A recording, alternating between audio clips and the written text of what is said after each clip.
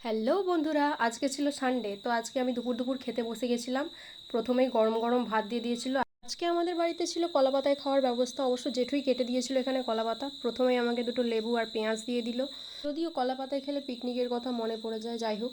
প্রথমে আমাকে এখানে দিয়ে দিয়েছিল কুলেখাড়ার শাক ভাজা। কুলেখাড়া শাক অনেকে আবার সেদ্ধ করে খায় ওটার রসকে।